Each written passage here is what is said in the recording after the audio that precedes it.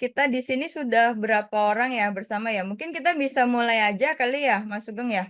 Sebelum kita mulai, tapi sebentar, sebelum kita mulai, saya mau nanya, adakah kawan-kawan yang di sini yang di sesi pertama kemarin itu bergabung bersama kita?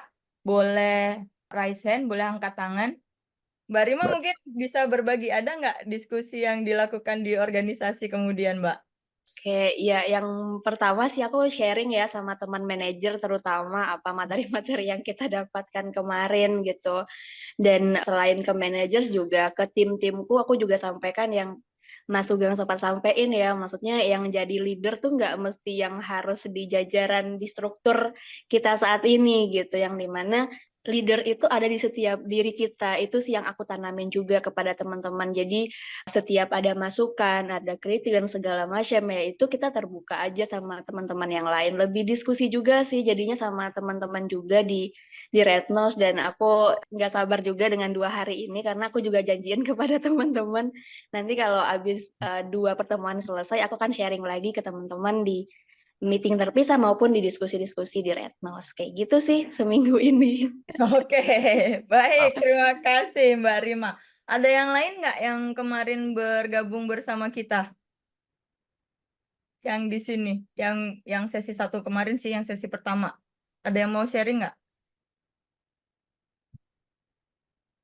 Belum ada. Kalau belum ada, saya akan serahkan ke Mas Sugeng. Ya, terima kasih atas kehadiran rekan-rekan dalam sesi yang kedua ini ya. Jadi sesi yang kedua ini kita akan banyak membahas tentang peran pemimpin ya dalam pengelolaan pengetahuan. Jadi kalau flashback sebentar ke sesi yang pertama, untuk karakteristik adaptif leadernya kita udah bahas ya. Ini kan masih bicara tentang bagaimana kepemimpinan, jiwa-jiwa kepemimpinan yang harus kita tumbuhkan di organisasi gitu ya, supaya proses pengelolaan pengetahuan bisa dimulai dan bisa dijalankan. Nah, kali ini saya lebih dalam lagi ke peran pemimpinnya seperti apa dalam proses pengelolaan pengetahuan. Judulnya mungkin salah ya, tapi ini sebenarnya peran utama nih. Ya, jadi ini peran utama ya, peran utama pemimpin dalam pengelolaan pengetahuan di organisasi. Yang pertama itu membuat visi dan strategi. Artinya pemimpin tuh harus memiliki visi yang jelas gitu tentang bagaimana pengetahuan dan untuk apa itu dilakukan dan relasinya dengan tujuan organisasi seperti apa. Kemudian visi ini diterjemahkan dalam strategi pengelolaan pengetahuan yang komprehensif. Ini masih makro dulu ya, saya ceritanya gitu. Nah, saya bawain materinya dari makro dulu, baru nanti kita ke mikro supaya lebih membumi. Yang kedua itu menciptakan budaya berbagi pengetahuan.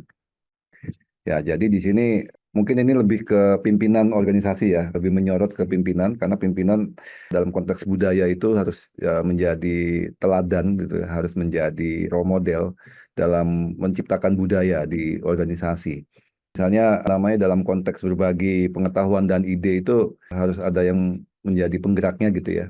Harus ada yang menjadi pendorongnya dan seperti contoh cerita Mbak Rima, tadi Mbak Rima juga udah mulai menjadi motor di organisasinya untuk mulai atau sudah menjalankan budaya sharing pengetahuan, ide, gagasan. Dan di situ perlu kita juga punya empati, punya menghargai apa yang ada dalam pemikiran masing-masing orang. Yang ketiga, itu membangun infrastruktur pengetahuan. Ini infrastruktur yang tepat harus menjadi perhatian juga untuk mendukung proses pengelolaan pengetahuan di organisasi. Ini nanti kaitannya dengan teknologi, dengan penyiapan tools untuk penyimpanan pengetahuannya, maupun juga untuk program-program pelatihan yang dibutuhkan terkait dengan pengelolaan pengetahuan. Nah, yang keempat, memimpin dengan teladan. Memimpin dengan teladan ini ya tadi yang saya sampaikan sebelumnya harus jadi contoh ya. Pemimpin harus jadi contoh, harus jadi aktor yang memulai, harus secara aktif terlibat dalam proses pengelolaan pengetahuan untuk memotivasi teman-teman yang lain di lembaga. Dan yang kelima, memanfaatkan pengetahuan untuk inovasi. Percayalah bahwa pengetahuan itu kalau mungkin Mas Eko Komara sudah sampaikan ya, inovasi itu memerlukan pengetahuan gitu. Dari apa yang sudah kita jalankan selama ini, Bisa jadi ada pembelajaran, ada lesson learn, ada best practice, ada kesalahan-kesalahan yang bisa membuat kita jadi belajar untuk perbaikan ke depan. Itu akan mendorong untuk adanya inovasi dalam kerja-kerja organisasi. Dan hal ini dapat dilakukan dengan menyediakan waktu dan sumber daya yang cukup untuk penelitian dan pengembangan. Sehingga apa yang sudah pernah kita alami sebelumnya itu bisa menjadi sesuatu yang berharga gitu. Untuk menjadi bekal untuk kita menjemput tantangan dan peluang baru ke depan. Dan inovasi itu lahir kalau kita mengelola pengetahuan dengan baik. Nah, tantangan dalam menerapkan pengelolaan pengetahuan itu yang pertama budaya yang nggak mendukung. Jadi kalau ya budaya berbagi, budaya saling menghargai itu tidak terjadi di organisasi ya bukan mustahil ya, sulit untuk terjadi pengelolaan pengetahuan. Yang kedua, kurangnya infrastruktur. Berbagi pengetahuannya sudah terjadi gitu ya. Tapi rekamannya itu nggak tersimpan dengan rapi, dengan baik gitu. Sehingga pengetahuan yang sudah ada sebenarnya di organisasi itu masih tercerai-berai gitu ya. Bisa jadi masih tersimpannya tuh di komputernya pimpinan atau di komputer salah satu manajer ataupun yang lain. Ini tantangannya.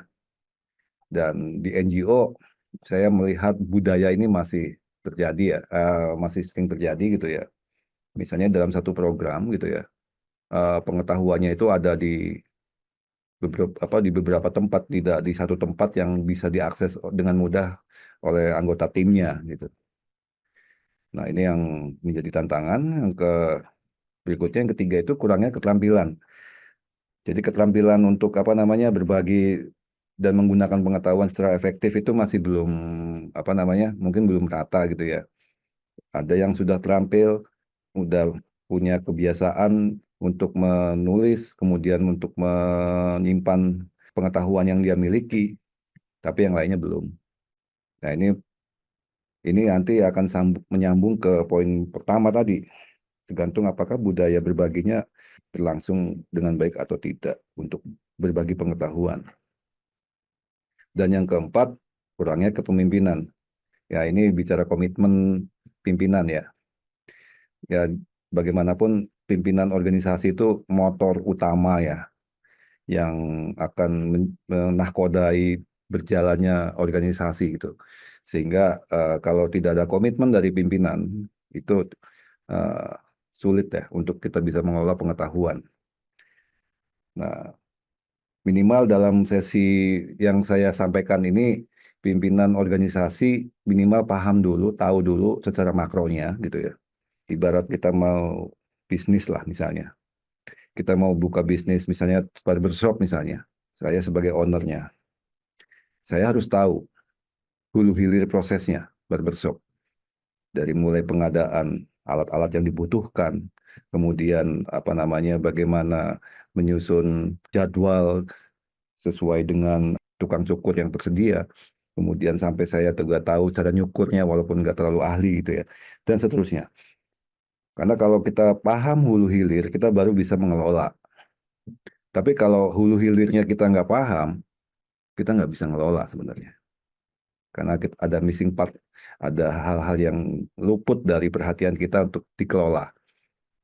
Nah, ini saya berharap sih di sesi 1, 2, dan 3 ini lebih ke sana ya. Kita lebih memahami pengelolaan pengetahuan ini secara makronya gitu. Nah, ini untuk menuju ke pengelolaan pengetahuan, langkah awal ini kita harus kenali dulu nih personil dalam organisasi. Untuk menentukan pola kepemimpinan yang tepat. Dalam satu organisasi kan beragam karakter ya, beragam model-model orang itu kan beda-beda gitu ya. Ada yang ada yang dia itu cepat tanggap, terampil, ada yang lambat, ada yang attitude-nya bagus, ada yang attitude-nya kurang bagus dan seterusnya. Nah, ini mengenali personil ini menjadi penting supaya kita tepat sasaran gitu ya dalam menentukan treatment ataupun juga pola relasi dengan personil yang ada di organisasi itu pas gitu. Jangan sampai kita salah salah action, salah tindakan. Misalnya ada orang yang masih dia baru bisa jalan kalau perintahnya jelas gitu ya. Sementara kita berharap dia punya inisiatif, itu nggak nyambung gitu loh. Nah ini pola kepemimpinan, ada 4 gaya kepemimpinan ya. Jadi ada yang pertama itu directing, pengarahan gitu ya. Nah di sini dicirikan dengan pengarahan yang tinggi dan dukungan yang rendah. Artinya di sini pimpinan tuh memberikan tujuan spesifik ya, tugasnya kemudian memetakan prosesnya secara rinci. Jadi detail. Kamu harus menuliskan notulensi misalnya. Notulensi itu harus mencantumkan nama, ini template-nya, nanti kamu tulis siapa yang datang di situ, pesertanya siapa aja, kemudian materi yang disampaikan apa saja kamu tulis di situ dan seterusnya. Jadi detail, directing. Dan pemimpin juga mengawasi prosesnya, progresnya untuk melihat apakah benar atau tidak yang dilakukan dan melakukan koreksi ya bila diperlukan. Ini model gaya kepemimpinan directing. Kemudian ada yang gaya kepemimpinan coaching. Coaching itu lebih ke pembinaan ya. Jadi proses dan pemimpin itu menjelaskan proses dan keputusan serta mendorong partisipasi anggota tim dalam penyempurnaan pendekatan. Artinya di sini pemimpin mulai itu mempertimbangkan masukan dari anggota tim. Dari anggota tim yang di coach itu. Tapi keputusan akhirnya tetap di pimpinan karena di sini kalau yang di directing itu nggak ada pertimbangan terhadap masukan, nggak ada directing. Tapi kalau untuk yang coaching itu kita memberikan ruang untuk memberikan masukan. Yang ketiga itu supporting atau mendukung ya. Nah di sini mulai nih pemimpin tuh mendorong anggota tim melalui diskusi gitu ya untuk mengembangkan pendekatan mereka sendiri. Jadi ini inisiatif udah berjalan gitu ya, kemampuan sudah ada. Jadi nggak perlu lagi dikasih arahan yang detail, tapi lebih ke dipandu untuk mendiskusikan sesuatu dalam tema-tema yang perlu dibahas, kemudian juga mengizinkan anggota tim untuk belajar melalui pemecahan masalah dan merancang proses di mereka sendiri gitu. Nah ini gaya kepemimpinan supporting, mulai memberikan ruang yang lebih luas untuk berkreasi di anggota tim gitu ya. Dan yang terakhir itu delegating, mendelegasikan. Jadi ini arahan rendah, dukungan rendah, artinya pemimpin porsinya udah makin sedikit gitu ya. Dan pemimpin fokusnya itu menyediakan sumber daya dan lingkungan yang tepat untuk memberdayakan anggota tim melakukan tugasnya. Jadi udah nggak punya pengalaman bagus, kemampuan bagus, jadi udah nggak perlu pengarahan yang detail gitu ya. Nah ini gaya kepemimpinan ini pada prakteknya akan dikombinasikan dalam mengelola ataupun dalam memimpin sebuah proses ya. Nah di sini kita bisa melihat ya matrik ini bisa menjadi gambaran gitu terhadap bagaimana perlakuan kita itu terhadap personil yang ada dalam organisasi. Kita bisa melihat misalkan dari sisi kapabilitas dan pengalaman. Dan juga dari sisi confidence atau kepercayaan dirinya dan juga attitude-nya. Jadi kalau ada orang attitude-nya rendah, attitude-nya jelek gitu ya, kemudian juga kapabilitasnya itu juga rendah, pengalamannya nggak ada, yaitu model yang tepat, yaitu directing. Jangan kita melakukannya delegating atau coaching atau yang lain ya, directing gitu. Kita harus pastiin orang nih benar nih kerjanya. Kita harus pastikan bahwa dia itu mau menjalankan apa yang kita arahkan. Seiring dengan yang lainnya juga sama ya. Misalkan untuk dari gambar ini, misalkan tingkat attitude-nya oke lah. Oke, kemudian medium misalkan nilainya. Kemudian juga dari sisi kapabilitasnya, dia itu juga medium. Maka ya pilihannya ada support atau coach dan seterusnya. Jadi ini untuk menggambarkan bagaimana kita itu pemimpin tuh bisa tepat gitu dalam membangun relasi antar individu dalam organisasi. Karena pasti beda-beda nih di tiap lembaga, di tiap orang ya, di tiap orang itu akan beda-beda. Nah, di slide berikutnya bisa menjadi gambaran bagaimana kita memberikan penilaian terhadap keyakinan dan sikap. Jadi dalam konteks attitude dan confidence tadi. Jadi kalau bicara attitude, sikap yang tinggi itu ya sikapnya positif ya. Sikapnya positif, sangat terlibat, sangat engage gitu ya, dan juga dia bersedia melakukan aktivitas. Tapi ada orang yang sikapnya sedang, ada yang netral aja, nggak ogah-ogahan, tapi nggak terlalu antusias. Ada orang yang kayak gitu. Dan juga ada orang yang sikapnya buruk, nggak mau melakukan aktivitas misalnya. Dan setiap kita itu punya sensitivitas sebenarnya untuk menilai attitude ya. Ya walaupun itu juga bisa sangat subjektif gitu ya. Tapi pemimpin harus punya sensitivitas itu. Harus punya sensitivitas untuk bisa melihat, bisa menilai attitude setiap personil yang bersama dalam organisasi. Nah, dari sisi confidence, kepercayaan dirinya juga kita bisa menilai mana yang PD-nya masih rendah, mana yang udah pede banget. Yang PD-nya belum ada ya, dia nggak punya kepercayaan diri. Dikasih kesempatan, masih menolak gitu ya, untuk mencoba sesuatu yang baru. Nah, ini rasa percaya diri rendah, sangat nggak pede, walaupun dia punya pengalaman gitu. PD-nya masih rendah. Kemudian ada yang sedang, dia percaya dirinya sedang gitu ya, mau dia melakukan aktivitas dan menghargai pengalaman orang lain. Dan ada yang udah PD-nya, kepercayaan dirinya udah tinggi ya, dia selalu percaya bisa melakukan apapun walaupun belum punya pengalaman. Nah, ini buat gambaran rekan-rekan sekalian untuk menentukan scoring ya sebenarnya. Scoring kepercayaan diri eh, personil-personil yang ada dalam organisasi. Oke, next slide. Nah, di sini bagaimana kita menilai kemampuan dan pengalaman ya tadi, capability and experience. Nah, dari sisi kapabilitas, kalau yang rendah ya dia terbatas kemampuannya. Kemampuannya terbatas. Kalau yang sedang, dia memiliki beberapa kemampuan, tapi masih memerlukan bimbingan. Dan yang punya kemampuan tinggi, dia cakap, dia terampil, melakukan aktivitas dengan sedikit bantuan dan pengawasan.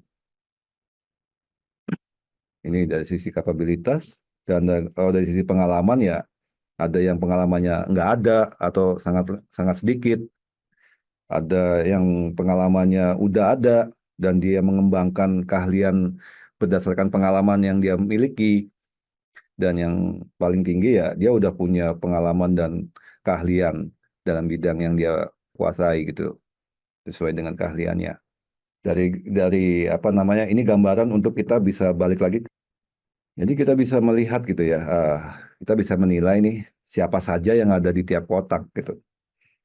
Ada siapa saja yang perlu di-direct, siapa yang perlu di-coach, siapa yang udah cukup perlu support aja atau di-delegate aja.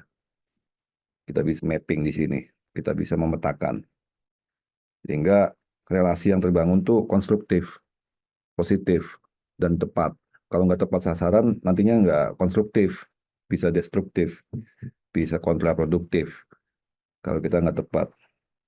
Misalnya saya minta si A nih, kamu jadi ini dong, jadi MC dong untuk pengelola untuk acara pelatihan ini.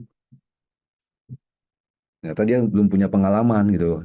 Tuh, saya nggak mau, saya belum pernah, Mas gitu. Oke, berarti dia perlu satu momentum untuk dia punya pengalaman untuk melihat dulu lah, nggak menjalankan dulu. Sehingga kita kasih ruang untuk dia terlibat, melihat bagaimana, misalnya nih contoh nih, Mbak Tino nih di MC nih.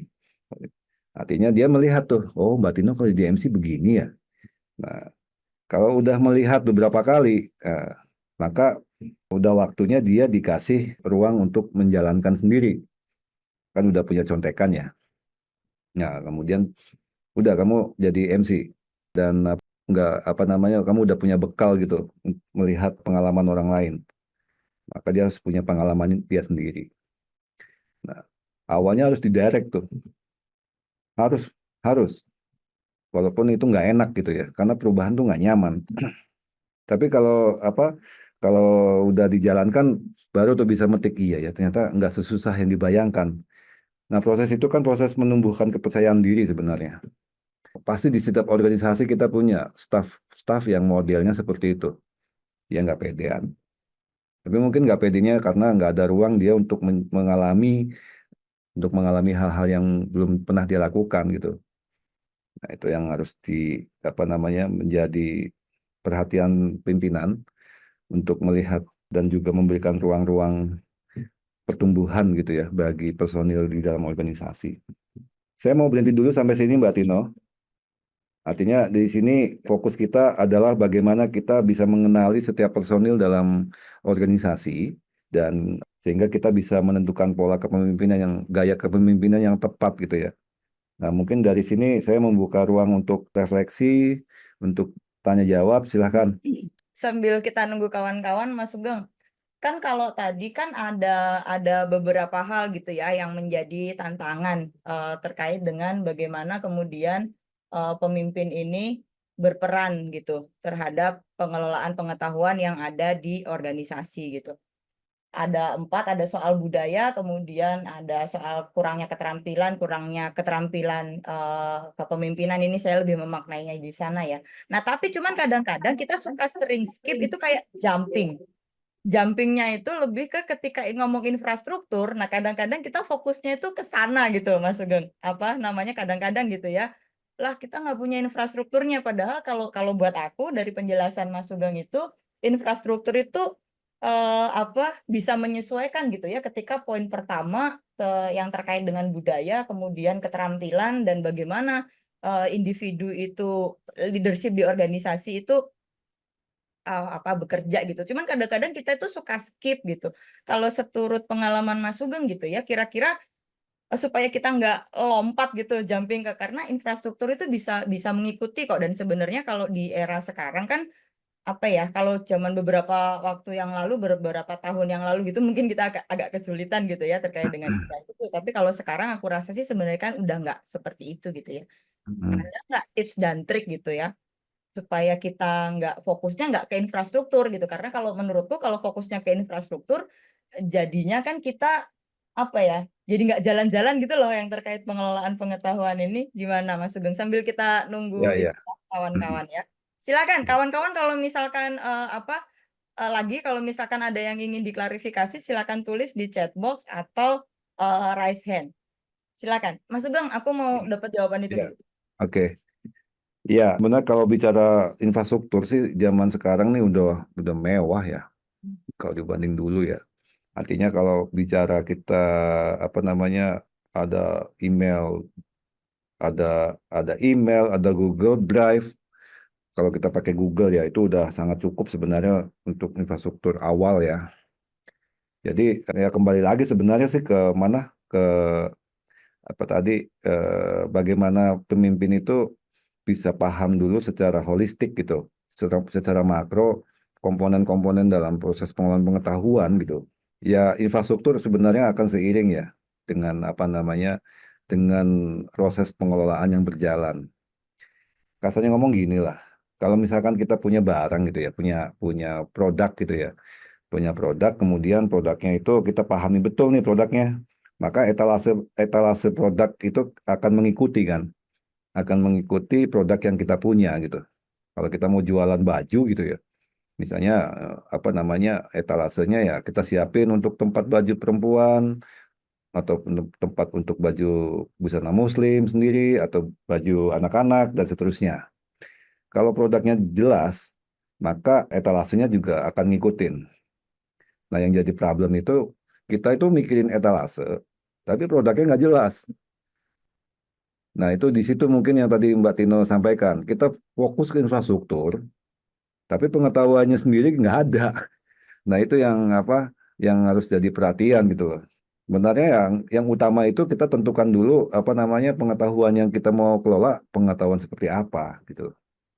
Misalnya dalam konteks project, konteks project itu pemimpin bisa melihat bahwa ternyata dalam pelaksanaan kegiatan-kegiatan yang dijalankan itu ini ada pengetahuan-pengetahuan yang penting yang bisa diambil.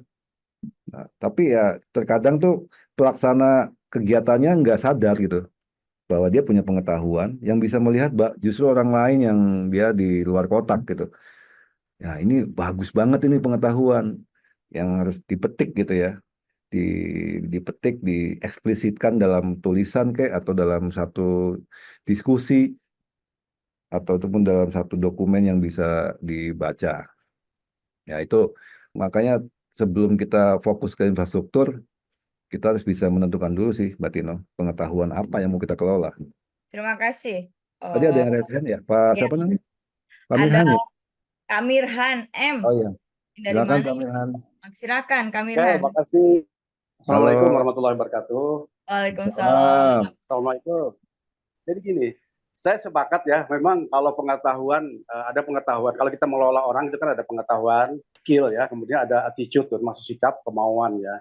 Nah, kita kan biasa berhadapan dengan ada 4 kategori orang-orang ini yang kita kelola ini. Ada yang dikatakan mampu tapi mau. Nah, ini kalau orang mampu, pengetahuannya bagus, skillnya bagus, tapi dia punya kemauan yang baik ya, punya attitude yang ini untuk maju. Nah, kayak itu nggak ada masalah, kita kan bisa delegasi gitu kan. Nah, kemudian ada orang yang kemampuannya dia mampu tapi tidak mau. Nah, ini yang agak susah ini. Dia punya skill bagus, punya punya pengetahuan yang bagus di bidang ini, tapi ternyata dia susah diminta untuk bisa berbuat sesuatu gitu untuk ini kan gitu. Nah, ini juga yang apa namanya yang agak susah ya. Tapi lebih mending kalau ada orang yang tidak mampu tetapi dia mau. Nah, ini kan karena pengetahuannya sedikit pengetahuannya kecil, skillnya kecil, tapi kita bisa apa namanya bukan delegasi tadi yang pertama apa tadi kita bisa direct dia apa arahkan dia untuk meningkatkan pengetahuan ya tidak skill. Nah, ini lebih bagus ini saya pikir daripada orang yang punya kemampuan tinggi sudah pengetahuan tinggi tapi dia kemauannya tidak kecil gitu kan. Nah, kalau yang satu lagi itu kan tidak mampu dan tidak mau ya. Ini yang susah memang orang-orang yang kayak gini ya memang ya dimutilasi saja. Nah, kalau yang ke orang yang mampu tapi tidak mau ini yang seperti ini kira-kira bagaimana upaya kita Pak supaya mereka ini punya kemauan yang tinggi gitu untuk ini. Jadi itu yang Pak saya berbagi. Terima kasih Mas Alwan. Silakan. Jadi nanti pembahasan ini lebih ke psikologi nih kayaknya. Iya. ini aku juga kebayang nih kalau jadi Mas Mirhan udah nggak mau, nggak punya kemampuan itu. Ya, saya lebih berbagi aja ya. Saya juga mungkin belum nggak tepat ini jawabannya. Dari pengalaman saya selama ini gitu ya, memang saya juga ngadapin orang yang punya kapabilitas bagus, experience-nya bagus, cuman attitude-nya buruk gitu. Apa namanya? Attitude-nya buruk. Nah, kalau balik lagi ke materi saya yang pertama Pak Mirhan, kalau Pak Mirhan ngikutin ya, inilah yang diperlukan oleh pimpinan itu Saya emosi. tadi agak terlambat. Ya, yang diperlukan dalam menghadapi case seperti itu adalah kecerdasan emosional, emosional intelligence. Ya. Jadi membangun bagaimana kita bisa apa ya? Sebenarnya dia itu nggak mau berbagi itu berarti ada sumbatan relasi gitu ya. Ada sumbatan relasi, Ya. ada apa namanya? Mungkin belum saling mengenali satu sama lain gitu ya. Belum mengenali satu sama lain. Artinya ada apa ya, chemistry yang belum terjadi gitu ya. Ada chemistry yang belum terjadi. Ya kita bisa apa namanya dengan beberapa pendekatan sih. Nah kalau saya selama ini kalau menghadapi situasi seperti itu, maka yang saya coba bangun itu saya coba mengenali Pak, mengenali lebih dalam ada Ya. apa person tersebut gitu loh, orang tersebut. Mungkin kita belum tahu bagaimana sih membuat dia itu punya kemauan gitu loh. Oke. Ya, karena karakter orang itu beda-beda Pak Mirhan. Ya, Ada betul. ada karakter orang yang memang dia perlu dipancing. ada yang nggak perlu Hmm. dipancing gitu ya. Ada orang yang perlu diangkat-angkat dulu dia baru apa namanya, ada orang yang perlu diangkat-angkat dulu lah, dipuji-puji dulu lah, Ya, baru betul.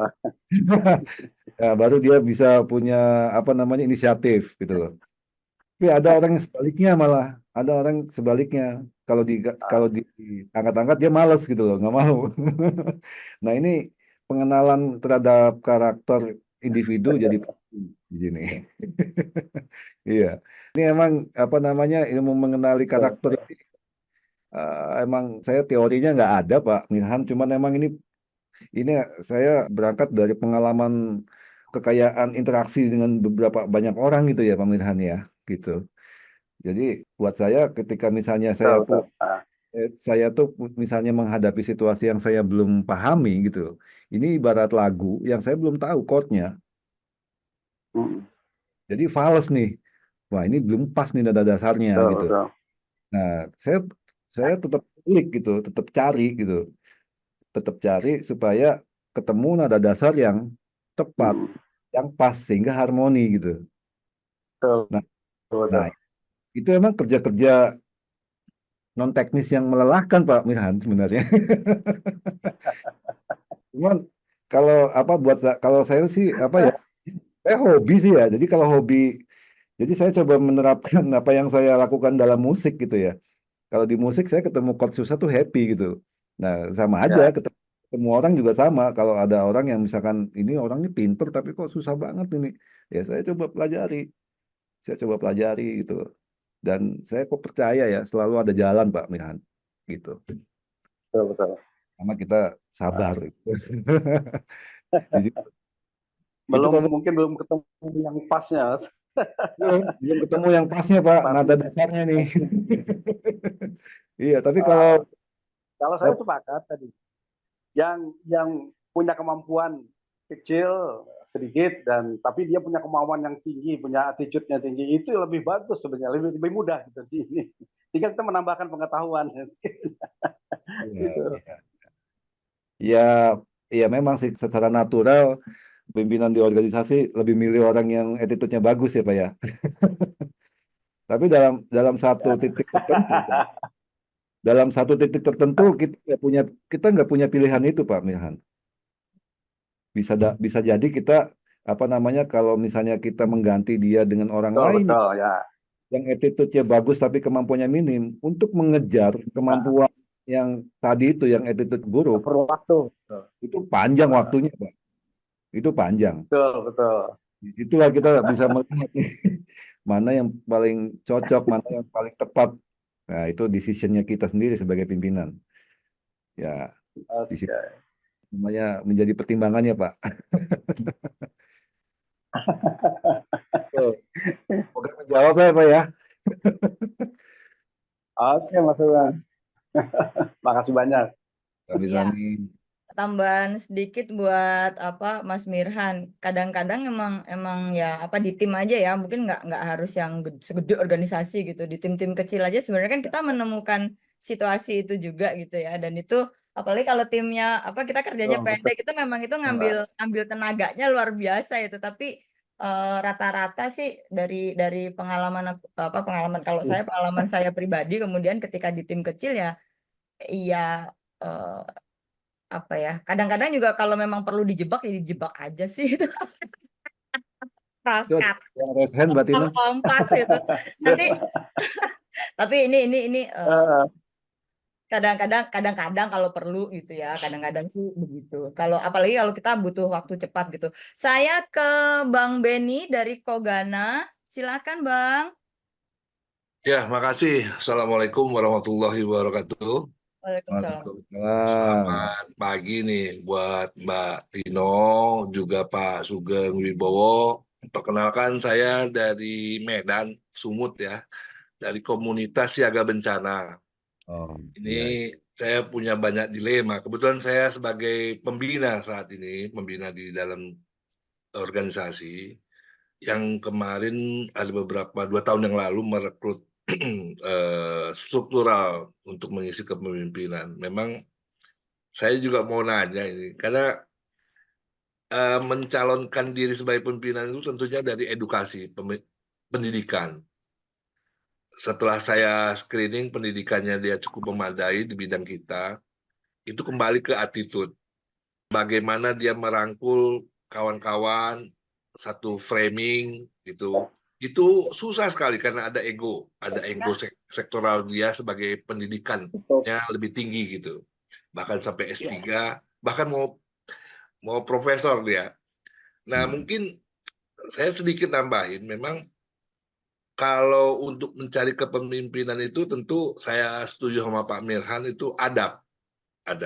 Tidak perlu titel, tapi punya adab. Bagaimana dia cara merangkul, mengayomi. Nah, masalah soal percaya diri atau dia menguasai permasalahan, saya rasa dari adab itu. Kenapa? Kebetulan kita di kebencanaan. Situasinya selalu berbeda. Dari kearifan lokal, cara kita bicara sama instansi yang terkait, itu ngerange susah gitu. Kalau orang yang nggak punya adab. Makanya alhamdulillah saya coba juga nih ngajarin lagi adab gitu kepada mereka, bahwasan seorang pemimpin itu tidak melulu harus tinggi ilmu, harus tinggi adab. Ini masukan aja. Jadi yang terjadi distorsi waktu pertama-pertama di lapangan itu karena dia merasa lebih tinggi dan dia punya tingkat edukasinya tinggi, kami itu akhirnya merujuk kepada dia, sementara dia sendiri tidak bisa mengayomi. Nah, ini permasalahan kami. Nah, 2 tahun sudah berjalan, ada yang minder, ada yang minder karena merasa saya ini udah lebih ngerti daripada kalian, kok kalian nggak bisa terapkan ini. Ini solusi apa ya sebagai pembina ini? Aku kadang-kadang merasa gagal di situ. Silakan Pak Sugeng, saya mau dengar pencerahannya. Iya, iya. Aduh, jangan merasa gagal, Pak Beni, santai aja. Silakan Om. Iya, emang kalau bab attitude itu emang bab ini, Pak, apa ya, bab nggak bisa sebentar kita apa namanya, apa ya, melakukan apa ya, bimbingannya gitu loh. Ini panjang ini emang.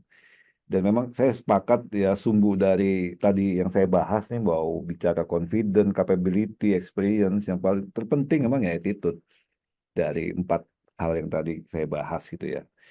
Nah, attitude ini kalau dari pengalaman saya ya di Penabulu ya, memang apa namanya, jadi ya ada ini ini perjalanan panjang sih Pak. Artinya nggak bisa instan gitu ya, ngomongin attitude itu. Kok saya dari pengalaman nih Pak Beni, jadi untuk mendalami bab attitude ini, saya pernah ini di satu institusi gitu ya. Kemudian saya memperhatikan ini attitude-nya staf ini buruk gitu ya. Nah, kemudian saya coba untuk melihat background, Pak. Artinya sikap dia saat ini itu dipengaruhi situasi di masa lalunya. Nah, itu yang harus saya pelajari gitu loh. Nah, ini untuk kayak merunut kabel putusnya di mana, Pak? Ini memang kerja nggak instan ya, nggak. Ini butuh ketelatenan gitu loh. Ada apa namanya, satu staf nih saya punya dulu yang attitude-nya kok kayak gini gitu. Dia kok kayak nggak apa, nanggung gitu loh, nggak pede gitu loh. Ternyata pas saya gali, ini dia ternyata hidupnya di bawah bayang-bayang kakaknya. Oh. Artinya dia itu waktu kecilnya kakaknya itu yang diagung-agungkan Pak sama ibu bapaknya. Oh si A ini nih yang hebat nih, adiknya enggak. Jadi adiknya itu pengen jadi kakaknya. Kakaknya kuliah di mana, ikut di situ. Kakaknya pindah ke mana, ikut ke situ. Dia hidup di bawah bayang-bayang orang lain. Sehingga dia tidak pernah maksimal hidupnya. Karena dia tidak menjadi dirinya sendiri gitu. Dan itu dampaknya kemana-mana, Pak. Dampaknya itu nggak stabil emosionalnya, nggak stabil. Kemudian juga dia nggak maksimal dalam memerankan perannya gitu loh. PD-nya juga nggak. PD-nya tuh PD yang gimana ya? PD-nya ada tapi sebenarnya dia nggak pede gitu loh. Nah, itu ternyata background background apa psikologis ini Pak. yang harus kita cermati gitu. Bagaimana dia tumbuh di keluarganya, bagaimana dia tumbuh di lingkungan dia berada gitu. Bisa jadi kita juga melihat karakteristik di tiap wilayah beda-beda ya Pak. Mm, Ya misalnya lah orang Jawa sama orang Padang gitu ya. Itu betul, karakternya nggak sama gitu. beda. Beda lagi. Lebih dominan, lebih Misalnya gitu kuat. ya. Ya, Misalnya. ya, Kemudian juga ada anak pertama, anak bungsu. Itu juga betul. beda. Nah, untuk bisa melihat apa namanya mendiagnosis keadaan kejiwaan ini, Pak. Jadi emang kalau kita mau ngebimbing seseorang dalam konteks attitude, kita harus sampai situ, Pak. Ini kerja Ya, kerja yang nggak mudah sebenarnya, nggak mudah. nggak mudah. Ini perlu penggalian penggalian gitu loh. Tapi saya rasa disitulah kemuliaan kita, Pak, memahami gitu loh. Bergabung sama Bjorka ya, itu Ah, denda data-data pribadi harus dikorek. iya, ya gitu kira-kira supaya apa namanya kita tuh paham kenapa dia begitu. Saya paham. Karena kalau enggak ya kita akan menghadapi situasi yang sama sih Pak sebenarnya. Kita nyari nyari bibit-bibit leader gitu ya, nyari bibit-bibit apa namanya regenerasi kepemimpinan misalnya. Tapi ya kita akan menghadapi hal yang sama kalau kita nggak mau ke titik itu gitu loh, menggali lebih dalam Hmm. tentang seseorang yang kita. Boleh sedikit saya sampaikan lagi, Pak.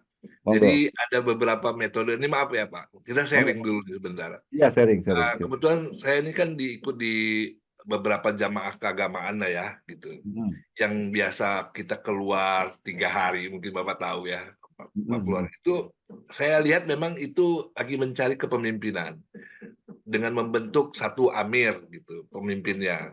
Dada yang bagian urus untuk hikmat, yang masak itu musyawarah, selalu musyawarah. mm, Nggak mm, peduli dia pemimpin itu dia itu orangnya anak muda, yang tua, nggak peduli. Cuman ada musyawarah pemimpin itu ditunjuk sipolan karena menurut mereka bisa merangkul, merangkul.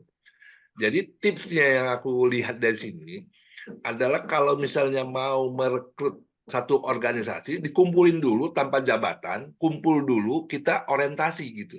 Kita mm, orientasi, kita lakukan apa tuh seperti uh, read gitu, trip keluar, kita melakukan manuver-manuver ini. Selama dalam waktu seminggu kita manuver ini. Kau sekarang dalam waktu 2 hari ke depan kamu jadi pemimpin.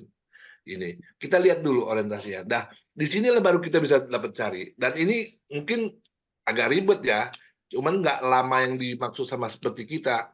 Jadi dari sini saya lihat apakah dengan adab dengan cara teknik, teknik Islam itu teknik teknik Rasulullah gitu ya, mm, keliling, dia kamu jadi pemimpin ya, kamu tentukan siapa aja orang yang mau jadi ini, mau jadi, khidmatnya, menjadi mutakalimnya, menjadi orang jaulahnya.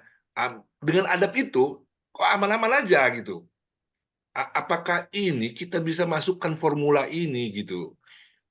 Ya ini mohon maaf Pak Sugeng, formula itu ke pengelolaan pengetahuan berkelanjutan dengan pemimpin adaptif, karena kita berangkat ke satu daerah itu daerah yang minoritas gitu ya.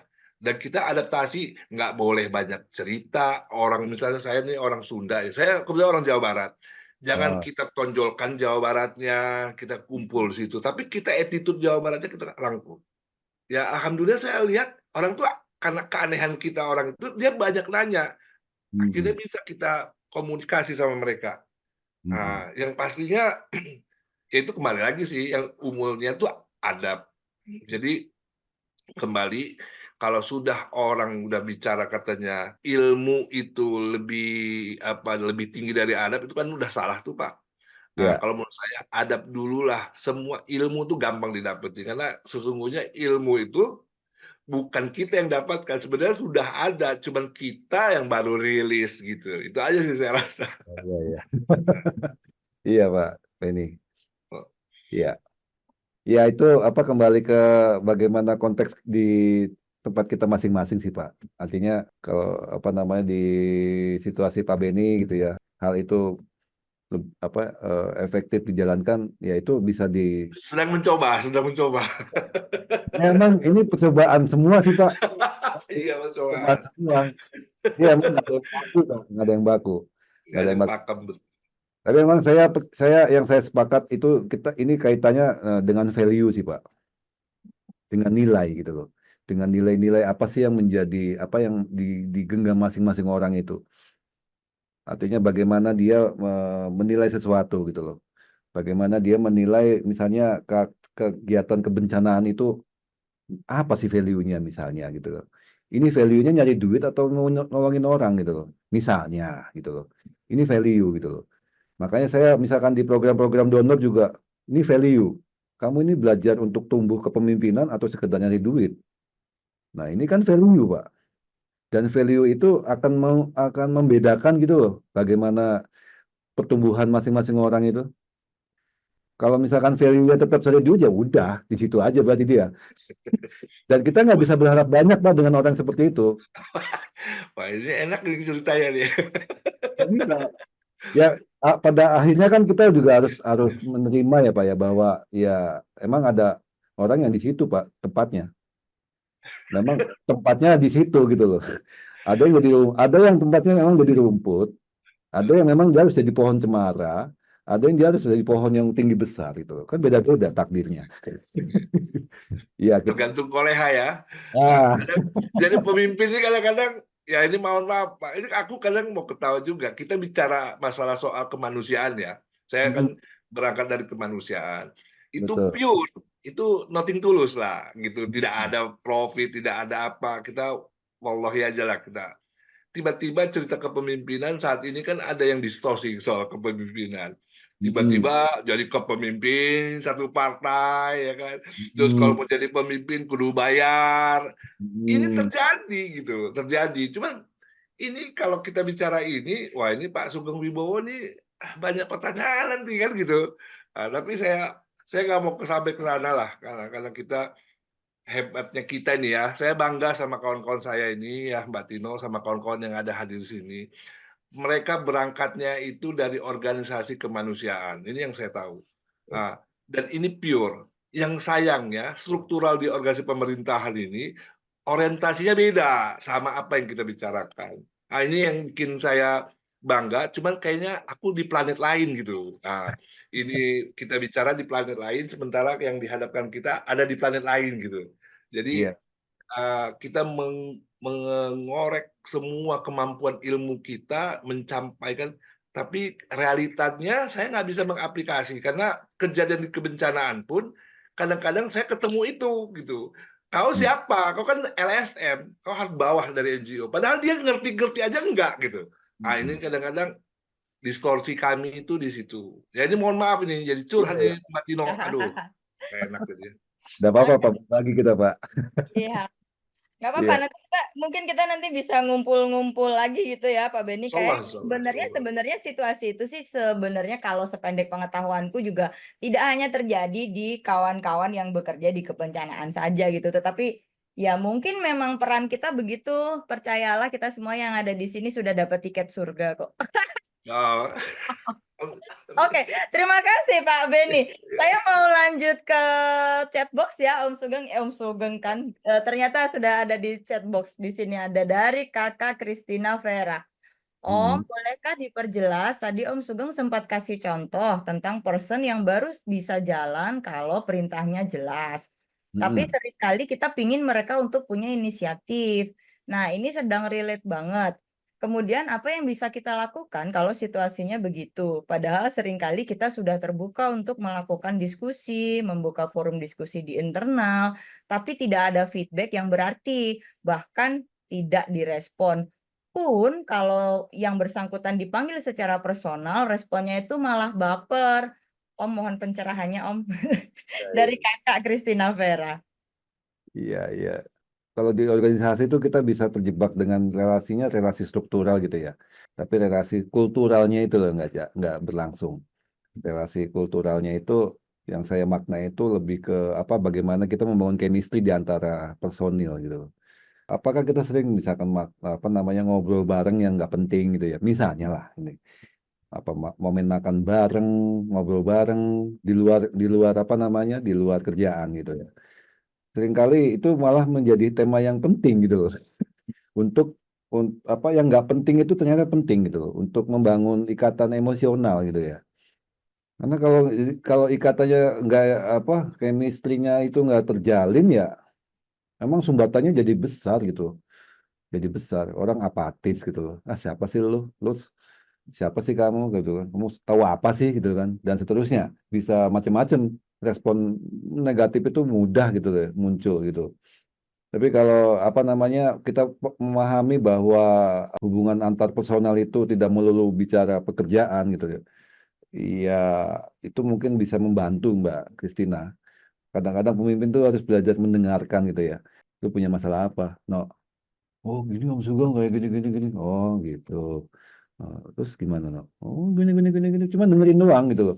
Tapi dalam proses mendengarkan itu tuh sebenarnya apa namanya, chemistry itu terbangun, rasa saling percaya juga kebangun, sehingga itu akan juga dibawa ke relasi yang lain gitu.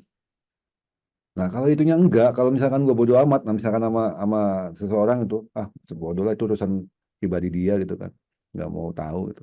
Ya udah, nggak akan ada chemistry dan juga eh, sumbatannya besar gitu. Ngajak ngajak diskusi ya susah gitu, cenderung pasif gitu. Sebenarnya sudah ada obrolan seperti yang Om bilang, tapi memang si orang ini nggak apa namanya, nggak suka ranah privatnya dilanggar. Gimana dong? Aku suka. Aku lagi ngebayangin kalau kalau Mbak Kristina apa kalau Kakak Kristina ini ngomong langsung gitu, epic banget ini di kepalaku. Seru. Iya, makanya tadi yang saya bilang di apa Pak Mirhan sama Pak Beni ya, ini emang pekerjaan bukan pekerjaan ya, ini emang aktivitas yang butuh kesabaran, butuh ketelatenan, butuh proses yang nggak instan gitu ya. Saya pernah di titik seperti itu dan yang saya coba lakukan waktu itu, saya mencoba terus melayani apa yang bisa saya layani gitu loh. Artinya mau dia seperti apa, misalkan orangnya itu tetap aja nggak apa susah diajak ngobrol, privasinya nggak mau dilanggar itu ya udah, kita bukannya mungkin ini bukan dalam kerangka mengorek pribadinya, bukan sebenarnya, tapi dalam hal-hal yang dia perlu dibantu ya saya akan bantu gitu. nggak nggak apa namanya, respon dia seperti apa ya nggak masalah gitu. Artinya saya nggak mencoba untuk apa ya, mengorek gitu. Ini agak susah emang ini ini psikologis ya. Harusnya ahli apa psikologis yang ngomong nih. Tapi ya dari pengalaman saya sih gitu Mbak Kristina. Jadi kalau memang kita masih apa namanya punya tekad untuk bisa membangun chemistry dengan orang tersebut ya, apa yang bisa kita bantu dari untuk dia gitu ya kita bantu gitu. Terlepas dia reaksinya ke kita seperti apa. Wah ini agak berat ini. Berat. Sesi khusus kayaknya. Oke, terima kasih Om Sugeng. Sebelum Om Sugeng kembali ke materi lagi ya, aku mau nambahin dikit aja dulu. Kita dulu sempat ada di fase-fase di mana kantor itu kami menyebut kantor kami itu markas gitu ya. Markas itu sangat sepi karena kita semua kerja di lapangan. Ingat nggak Om, itu kayaknya tahun-tahun 2000 berapa gitu. Dan kemudian ketika kita ketemu satu sama lain itu kita sama sekali nggak ada yang ngomongin kerjaan. Kita nggak ada yang ngomongin kerjaan dan kita bertemu dengan pemimpin kita pada waktu itu saya ingat betul gitu pertanyaannya direktur kami pada waktu itu ke kami bukan pekerjaan kami tetapi pertanyaannya adalah karena aku punya anak gitu. Jadi pertanyaannya adalah anakmu bagaimana gitu. Nah, itu yang sebenarnya kalau sekarang itu karena kebawa terus gitu kalau di aku pribadi kemudian ketika bersama dengan tim dan kawan-kawan itu bekerja remote saling jauh-jauhan gitu ya pekerjaan tidak akan menjadi pertanyaan yang utama sih. Sekarang lebih ke pertanyaannya adalah kamu gimana, keluargamu gimana, anakmu gimana, bapak ibu gimana pada waktu itu. Gitu. Tapi ini apa iklan aja. Tapi itu kayaknya jadi pembuka obrolan yang menarik untuk bisa baru nanti ke soal-soal pekerjaan itu. Udah di chatbox, coba lihat ada. Masih ada satu. Oke, satu dulu ini ya. Dari Bang Abu Jalanding. Assalamualaikum, yang terjadi sekarang membuat prihatin, baik di pusat sampai di pemerintahan paling rendah. Semua orang mau jadi pemimpin, sudah tidak ada yang mau dipimpin. Bagaimana penjelasannya Bang Sugeng? Semua mau di depan ya Bang Abu ya, nggak ada yang mau di belakang ya. Ya itu udah dijawab sama Pak Benny itu. Sentuhlah hatinya. Hatinya. Kalau di sesi awal saya bilang kalau leadership itu bukan soal posisi sih. Ya. Makanya ya banyak sekarang posisinya pemimpin tapi dia bukan leader gitu. Kita bisa lihat itu gitu. Nggak banyak yang pemimpin yang nggak punya kepemimpinan. Banyak. Ya apa namanya kalau itu apa potret di luar sana ya minimal diri kita nggak kayak gitulah. Kalau saya sih lebih ke situ ya. Jadi ya apa namanya kita bicara di lingkup yang bisa kita intervensi aja dulu gitu. Artinya ya diri kita sendiri nih. Jangan-jangan kita ngomongin orang kayak gitu kita juga kayak gitu gitu. Iya. Ya, ya lebih ke situ aja Bang Abu, Bang siapa tadi Bang Abu ya. Bang Abu Jalanding ya. Ya, Oke. apa namanya orang lain gitu biarin yang penting kita nggak kayak gitu lah. Ya nggak? Ya LSM kan ada juga kayak gitu. Maksudnya jangan sampai kita ngikut ritme yang di sebelah sana gitu. Seperti yang Pak Doni bilang. Jadi Silakan. dengan kita apa namanya tadi ya gambar yang tadi itu ini buat ini aja sebenarnya buat alat bantu kita untuk memetakan gitu ya. Memetakan tiap orang dalam organisasi gitu ya. Ya, ada yang perlu di direct, coach, support, delegate, ya itu menjadi pilihan-pilihan yang apa dikaitkan dengan situasi tiap individu di dalam organisasi. Nah, baru setelah apa kita memetakan mengenali setiap orang di dalam tim kita, ya baru kita bisa melakukan treatment yang tepat gitu untuk bagaimana menjalankan kepemimpinan atas mereka. Nah, ini setelah tadi saya bahas tentang individu dalam organisasi. Nah, sekarang saya mau cerita bagaimana proses pengelolaan pengetahuan itu dari hulu ke hilir. Ada 7 ya tahapan yang bisa jadi patokan apa buat gambaran kita dalam apa namanya memahami proses pengelolaan pengetahuan. Dimulai dari identifikasi, pengumpulan, pengelolaan, penyimpanan, penyebaran, penerapan sampai ke evaluasi dan perbaikan. Nah, bicara di awal yang kita harus lakukan itu melakukan apa ya, mengidentifikasi ya jenis pengetahuan apa sih yang ada di organisasi kita, di mana berada ada di mana itu pengetahuan dan siapa yang memilikinya.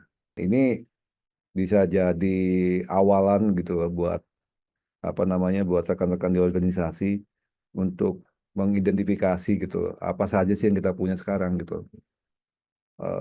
Bisa jadi kita punya banyak pengetahuan atau beberapa pengetahuan yang di situ tersebar gitu ya. Misalnya ada di manajernya, ada di koordinator lapangannya, atau ada di personal yang lain gitu. Kita harus petakan itu, kemudian juga mengidentifikasi pengetahuan apa sih yang kita butuhin untuk pencapaian tujuan organisasi gitu. Ya bisa jadi kita banyak produk atau banyak pengetahuan, tapi yang relevan dengan tujuan organisasi juga nggak semuanya. Kita perlu lakukan analisis kebutuhan di situ. Dan yang berikutnya ya melakukan audit pengetahuan, sistem untuk pengelolaan pengetahuan yang sekarang sudah ada tuh seperti apa, atau jangan-jangan belum ada gitu loh. Nah ini untuk lebih ke mereview apa yang sudah ada saat ini gitu ya. Proses yang sudah berjalan seperti apa dan seterusnya. Baru dari situ kita melakukan pengumpulan pengetahuan. Ya pengumpulan pengetahuan ini ya bisa dalam konteks kita pengumpulan dokumen yang berisi pengetahuan atau kita ngobrol dengan personil yang ada di organisasi. Entah mungkin saya lebih suka kalimat kata-kata ngobrol lah daripada wawancara gitu ya. Wawancara ini kan kayaknya formal banget gitu loh. Kalau di NGO kayaknya lebih tepat ngobrol, ngopi gitu. Karena dari ngopi itu biasanya banyak cerita di situ, banyak pengetahuan. Kemudian juga ada observasi, pengamatan. Pengamatan ini ya bagaimana kita bisa mengamati cara kerja personil di lapangan seperti apa untuk mendapatkan praktik-praktik terbaik ya yang dilakukan teman-teman. Dan berikutnya juga dari sisi teknologi gitu loh. Untuk yang sudah berjalan selama ini seperti apa sih teknologi yang dipakai gitu. Apakah teman-teman sudah pakai Google Drive atau sistem manajemen konten, misalkan pakai WordPress atau pakai Joomla atau apa yang lain ya, itu kita bisa akses, lakukan pendataan tentang hal itu. Ya, di sini setelah tadi identifikasi, kemudian pengumpulan, baru kemudian kita ke pengelolaan itu sendiri ya. Nah, ini agak kompleks nih di sini nih. Jadi ada pembersihan data, transformasi data, integrasi, visualisasi, dan seterusnya. Ini agak kompleks di sini. Jadi kalau dari sisi pengetahuan yang sudah kita kumpulkan di fase pengumpulan pengetahuan, nah itu kan kita asumsinya ya, udah ada dokumen-dokumen yang kita kumpulkan, kemudian pengamatan-pengamatan juga terdokumentasi, kemudian juga dari hasil obrolan juga itu ada pengetahuan yang mungkin masih disimpan di kepala gitu ya, masih ditesit gitu ya, belum dieksplisitkan. Nah, baru dalam proses pengelolaan pengetahuan inilah kita melihat semua itu, kita analisis, kita sintesis, dan kita lakukan kodifikasi gitu. Misalnya dari apa namanya, banyaknya dokumen, itu ternyata oh di situ banyak ada panduan-panduan yang bisa bisa dipetik, bisa diambil gitu ya. Panduan misalnya dalam konteks bencana misalnya. Panduan untuk misalnya penanganan bencana gempa misalnya, gempa contoh misalnya. Kemudian di situ turunannya banyak misalnya. Misalnya bagaimana untuk tanggap darurat, misalnya bagaimana untuk setelah masa tanggap darurat selesai dan seterusnya. Itu mungkin banyak pengetahuan yang harus diolah lagi gitu ya. Harus diolah lagi, dikodifikasi. Mungkin juga harus ada yang dikoreksi. Pembersihan itu misalnya dalam konteks, wah ini memang udah, ini nggak perlulah dimasukkan dalam konteks panduan, ini harus ditambahin ini, dan seterusnya. Itu disinilah proses pengelolaannya. Proses pengelolaan itu dari yang dikumpulkan itu kemudian diolah lagi untuk diambil mana yang itu akan jadi produk pengetahuan organisasi.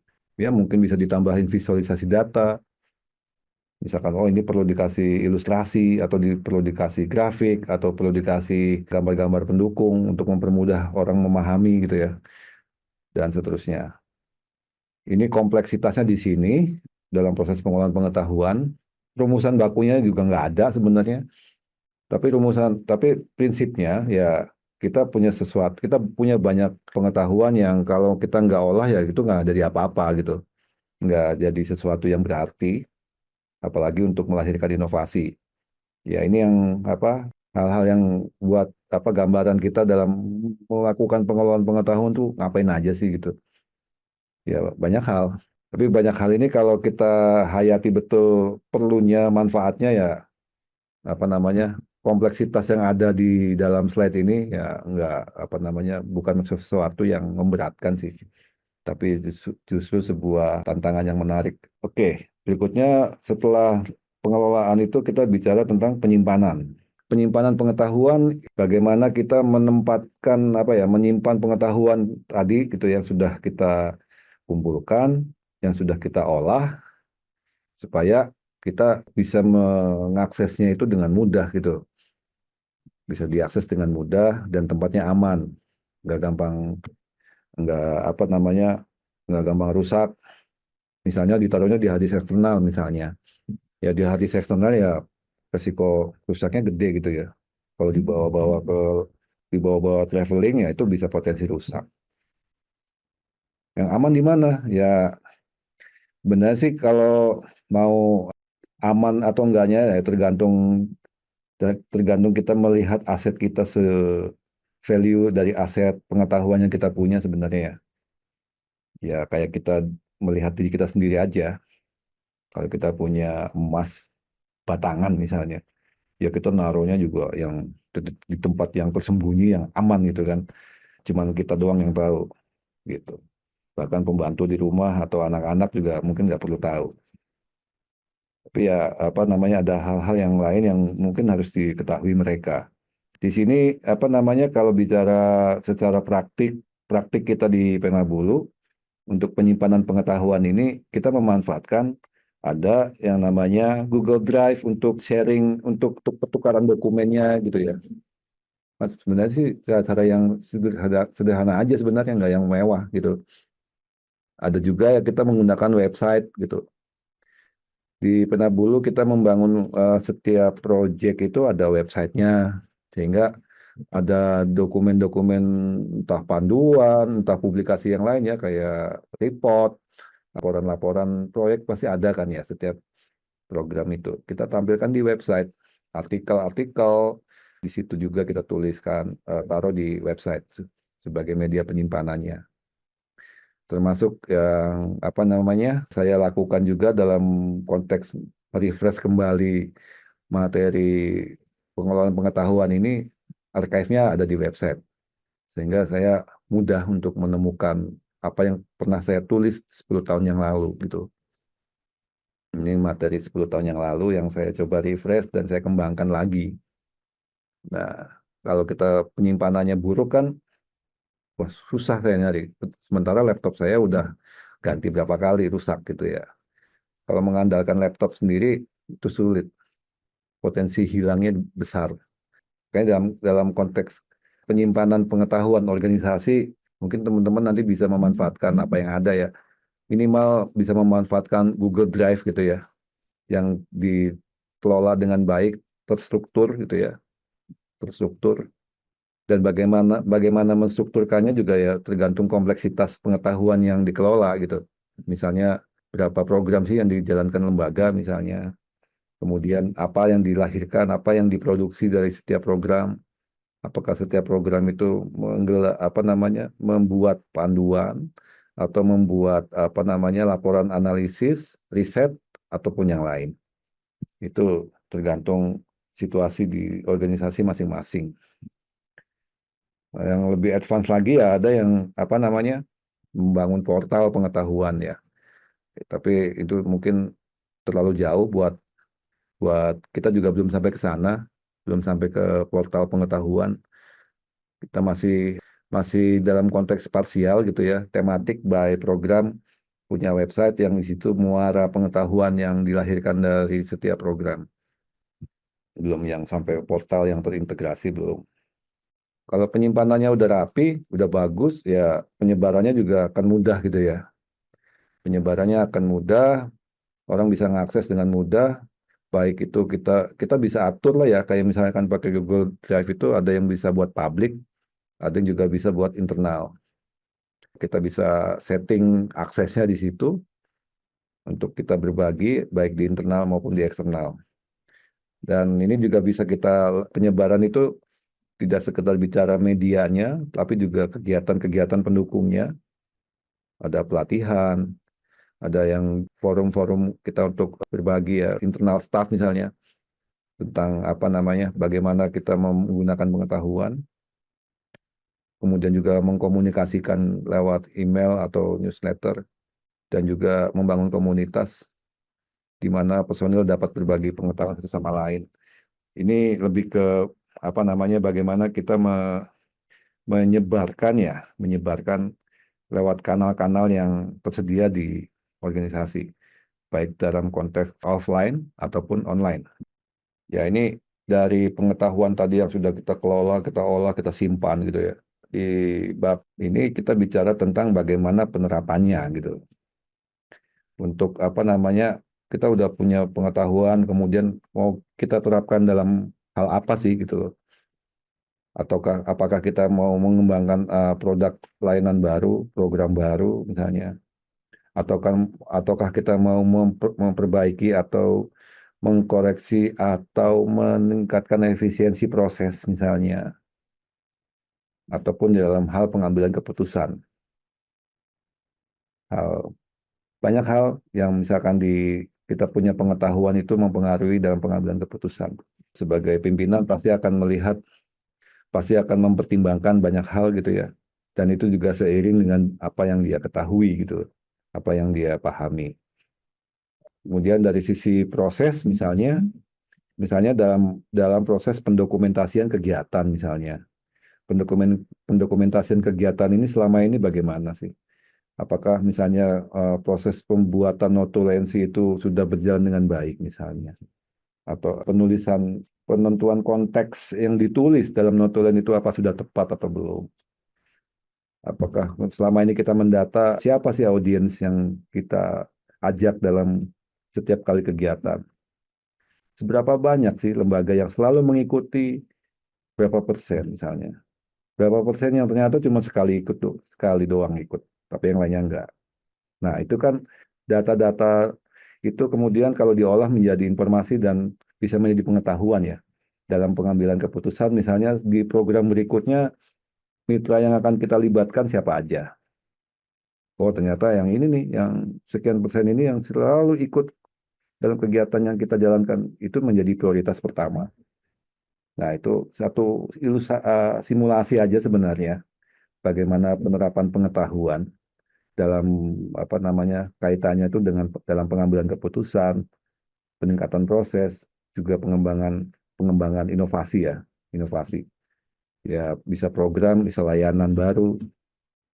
Misalnya dalam pengalaman yang sudah lewat ternyata kita nggak sadar bahwa kita ternyata punya kompetensi baru misalnya, punya kapabilitas baru misalnya. Misalnya Pak Beni dalam menangani bencana biasanya cuma ngurusin evakuasi. Oh ternyata di luar evakuasi itu juga kita ternyata melakukan pendekatan psikososial misalnya, pendampingan psikososial. Ya, yang itu secara nggak sadar kita lakukan di lapangan dan kita nggak nge kita punya kemampuan itu. Ya kita perlu melihat ternyata itu ya konteks di sini produk baru gitu, produk baru dari lembaga kita bahwa ternyata kita bisa melakukan pendampingan psikososial yang kita baru tahu ketika kita di lapangan ya. Yang kalau dari sebelumnya kita nggak sampai mikir ke situ gitu. Bisa seperti itu konteksnya. Yang paling ujung ya dievaluasi dan perbaikan. Ya ini lebih ke kita mereview semua proses gitu ya. Apakah sudah berjalan dengan baik atau belum, mana yang perlu dilakukan perbaikan, baik dari sisi identifikasinya, pengumpulan dan seterusnya kita review semua untuk perbaikan seterusnya ke depan. Bisa jadi penyimpanan itu pada satu titik tertentu udah nggak cukup pakai Google Drive tok gitu ya. Pakai Google Drive aja atau pakai share drive aja nggak cukup ternyata. Wah ternyata kita perlu website misalnya, perlu website. Kayaknya perlu nih bikin website kayak Penabulu nih misalnya. Ya udah kita lakukan evaluasi di situ untuk perbaikan ke depan. Beberapa hal yang menurut apa namanya teman-teman di organisasi perlu dikembangkan lebih lanjut gitu ya. Baik dari sisi penyimpanannya, pengelolaannya, penerapannya dan seterusnya. Dan di paling ujung nih ya ini memang langkah yang apa ya melihat sesuatu yang kompleks bicara pengelolaan pengetahuan itu, tapi nggak perlu risau gitu ya, nggak perlu risau. Kalau saya sih menganggap ini sebuah apa namanya tantangan, walaupun hal ini banyak yang menganggap ini susah gitu ya, tapi ya di situ justru tantangannya. Saya suka dengan hal-hal yang susah gitu. Fokus aja dengan kemajuannya dan terus nggak berhenti demi tahap dilakukan gitu. Seperti tadi bicara apa namanya leadership, bagaimana kita memahami personil, memahami hulu hilir pengelolaan pengetahuan itu kalau diresponnya pakai nalar ya emang berat itu. Tapi kalau di situ kita meresponnya dengan apa ya, dengan bahwa itu value-nya sangat besar gitu ya. Maka ya hal yang susah itu ya nggak susah sebenarnya. Asal terus dijalankan. Mungkin itu tuh Mbak Tino paparan saya terakhir gitu ya. Untuk hari ini, sesi hari ini. Untuk sesi besok itu saya akan lebih mengulas dalam lagi tentang ini, tentang proses pengolahan pengetahuan ini. Mungkin saja di tiap bagian-bagian ini ada yang perlu didiskusikan gitu ya. Mungkin setelah sesi ini berakhir, rekan-rekan sekalian bisa melakukan internalisasi di lembaganya masing-masing. Kemudian dalam konteks identifikasi, pengumpulan, dan seterusnya tadi, itu statusnya bagaimana. Demikian, Mbak Tino.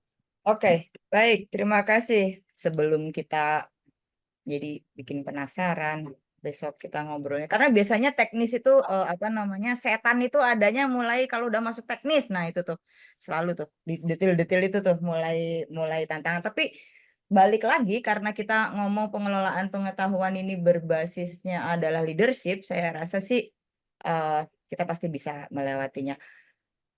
Kawan-kawan, adakah ada yang mau berbagi mungkin terkait dengan slide terakhir dari yang disampaikan sama Om Sugeng tadi gitu ya? Lah aku mulai Om manggil Apa itu? Penambahan tantangan terberat bila ada penambahan ekonomi diri. ekonomi di dirinya. Oh, ya. Saya no comment.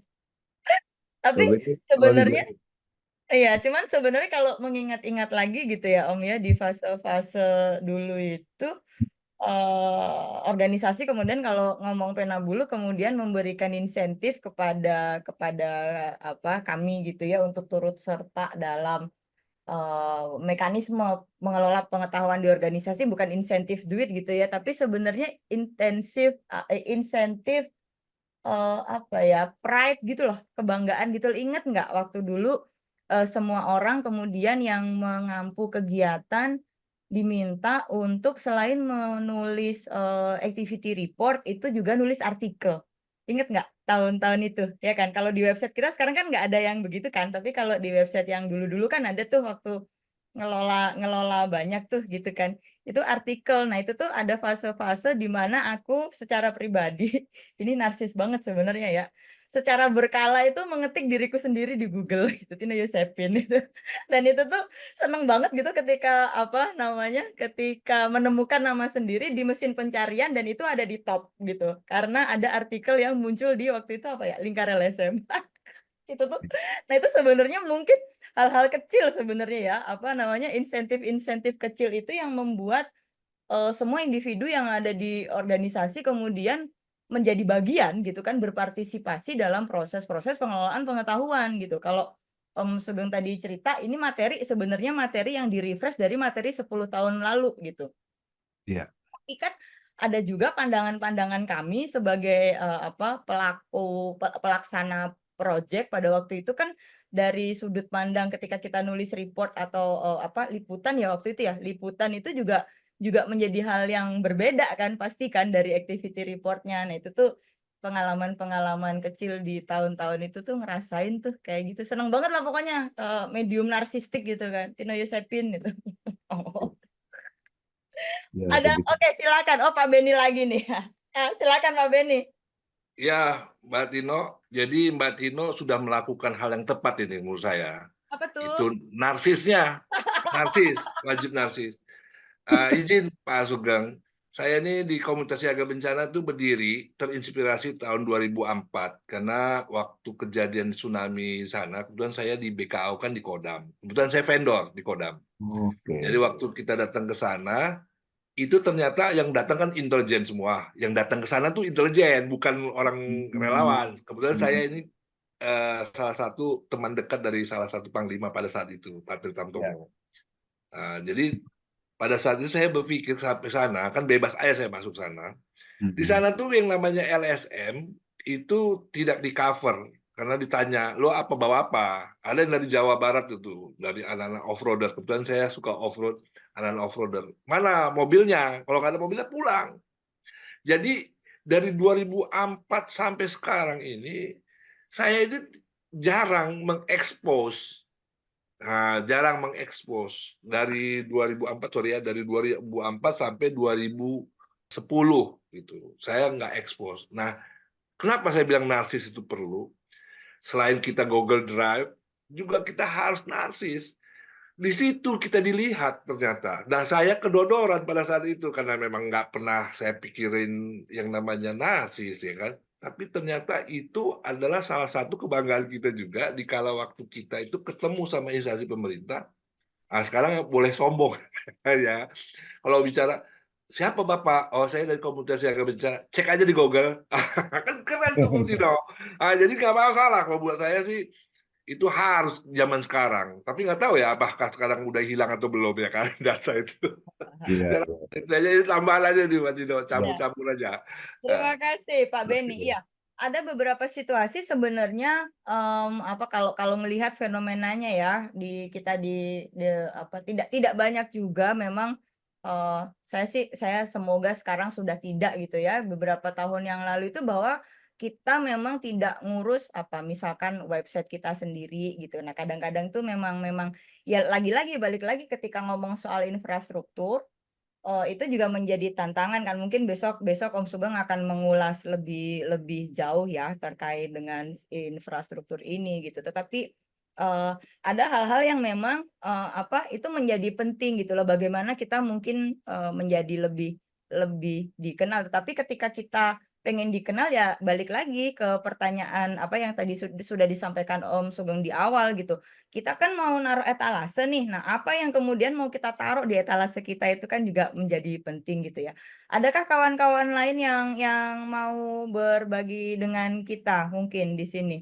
Karena kayaknya dan kita mungkin kawan-kawan karena sekarang media sosial lebih gampang mungkin masifnya di media sosial gitu ya. Tetapi ada hal-hal yang memang tetap harus ditaruh di rumah utama mungkin besok dibahas lebih lanjut ya. Dan Ya, sekarang kan kalau nggak salah kan banyak juga itu ya, apa namanya, kayak, yang menyediakan kalau kita butuh storage besar itu apa tuh, yang, apa yang bisa kasih Google Workspace gratis segala macam itu loh, Mas Sugeng inget ya nggak? ada Google Workspace for non-profit. Oh, yang untuk organisasi, apa, non-profit segala macam itu kan sebenarnya kita bisa mengakses ke sana ya kalau misalkan Bisa. kita pakai pakai Google dan batasannya kalau nggak salah kan personal email itu kan hanya 15 giga kalau belum naik ya? Ya. Yang Lima free email itu 15, yang 15 kan? Tapi Google Workspace for non-profit itu 30 giga. dan itu gratis kan? Apa namanya supportnya dari Google gratis dan itu sebenarnya kita bisa ngakses ke sana gitu loh. Kalau aku rasa sih kalau sekarang gampang banget ya kalau misalkan kita ngomong Mm-mm. storage segala macam gitu. Mungkin sambil nunggu respon teman-teman, saya juga punya cerita nih. Apa tuh? Mungkin, mungkin kaitannya dengan tadi yang Pak Beni sampaikan. Jadi saya sempat diskusi panjang itu dengan teman-teman di Makassar, Pak Beni, LBH. Dia bilang, Pak, kalau saya punya web, apa namanya, kenapa saya nggak mau berbagi ke teman-teman, saya nggak mau pamer, Pak, nggak mau ria gitu. Wah, terus berat ini ngomongnya. Nggak mau pamer. Sebenarnya saya coba bawa perspektif lain gitu loh.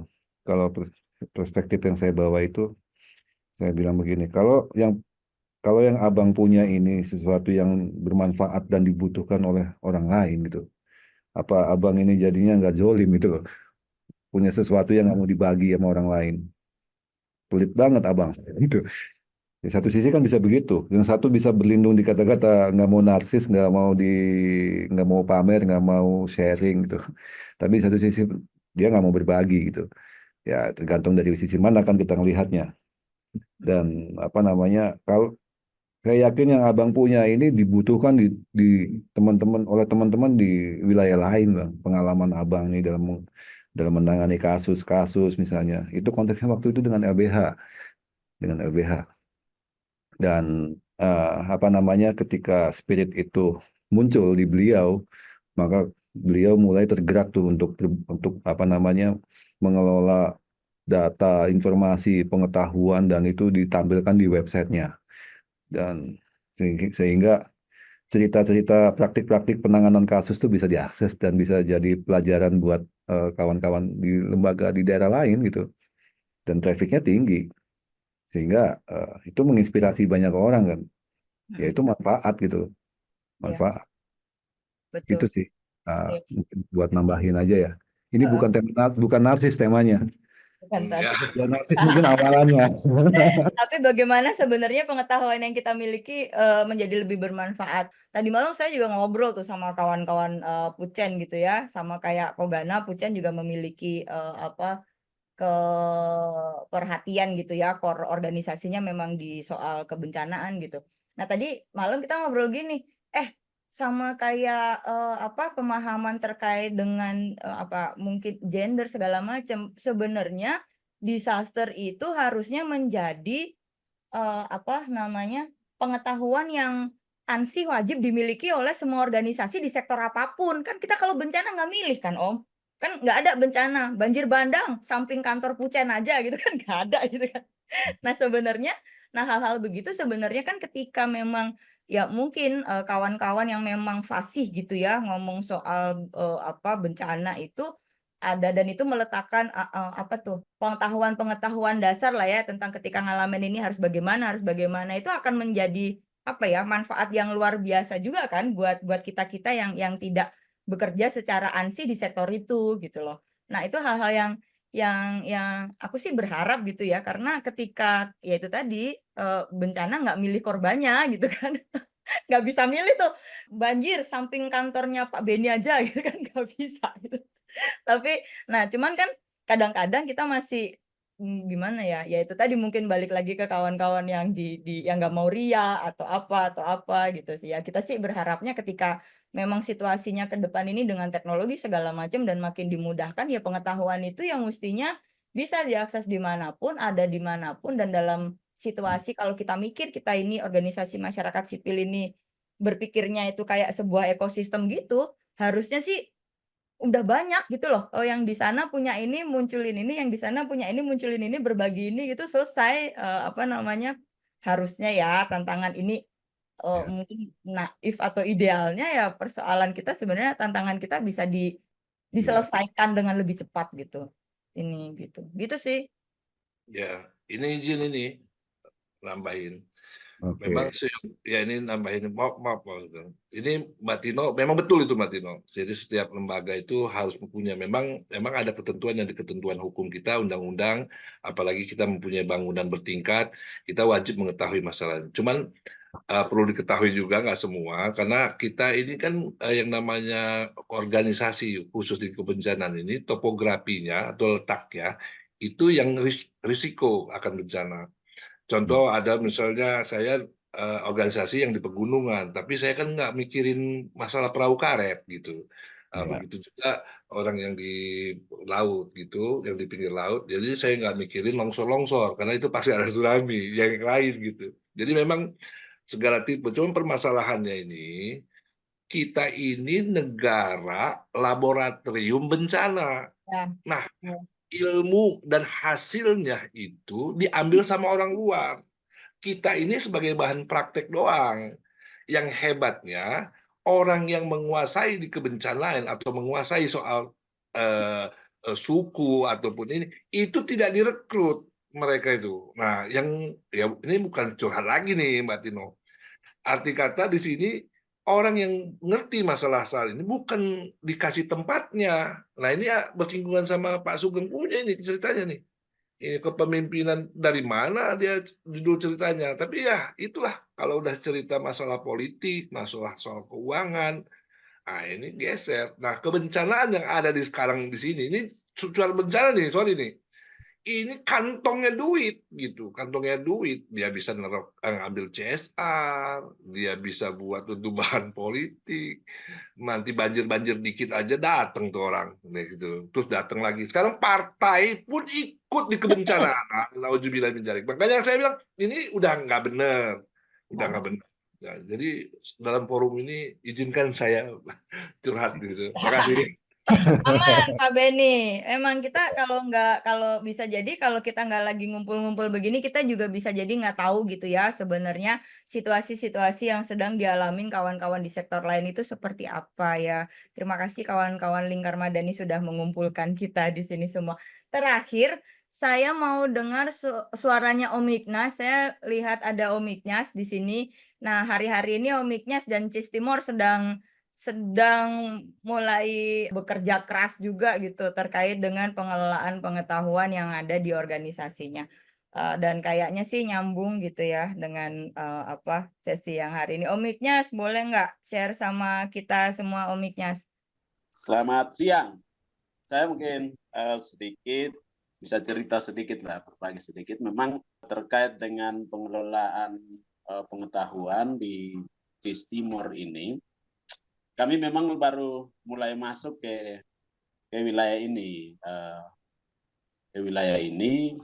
Sudah berapa ya, kurang lebih tahun ini kami mau masuk 25 tahun di CIS Timor, tapi proses yang detail yang detail lah, yang detail terkait pengelolaan pengetahuan itu memang tidak banyak kita lakukan. Dia lebih parsial ke ke orang-orang tertentu mungkin yang langsung punya pengalaman bahwa ternyata penting pengetahuan ini dikelola. Nah, lalu kemudian kami juga dalam perjalanan sampai terakhir kami didampingi juga oleh teman-teman dari CRS. Mereka punya satu program Empower, itu yang memperkenalkan kami terkait dengan pengelolaan pengetahuan.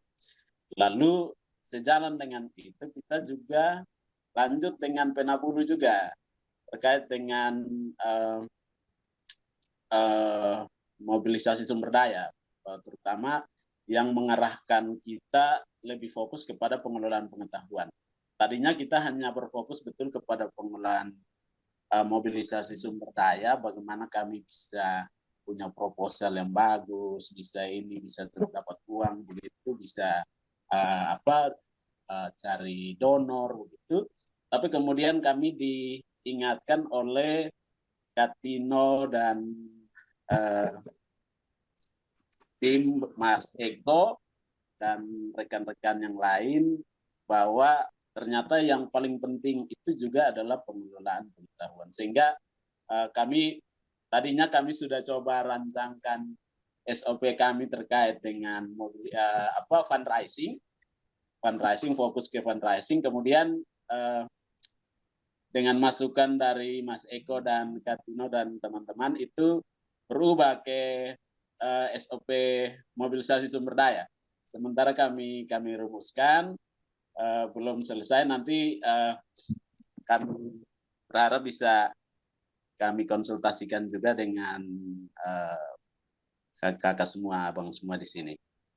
Nah, itu. Dan kami juga kemudian menyadari bahwa ternyata ada banyak sekali ilmu dan pengetahuan yang ada pada kami juga, dan juga ada pada masing-masing orang. Jadi ternyata di kami itu setiap orang punya kemampuan berbeda, tetapi saling support, tapi kemudian tidak menyadari bahwa itu kemampuan yang kita miliki begitu.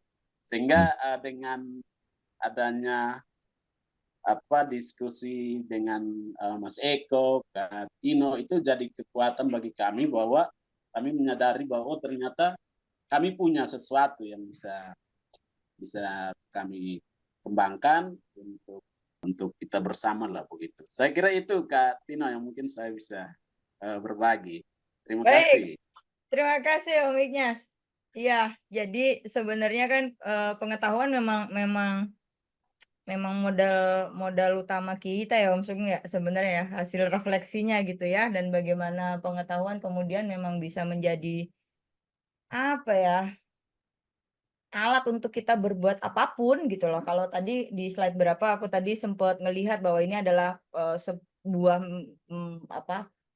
perangkat untuk bagaimana kita mengambil keputusan. Kemudian kalau tadi Om Ignas cerita gitu ya, pengetahuan itu juga sebagai medium modalitas awal gitu, bagaimana organisasi kemudian melakukan mobilisasi sumber daya.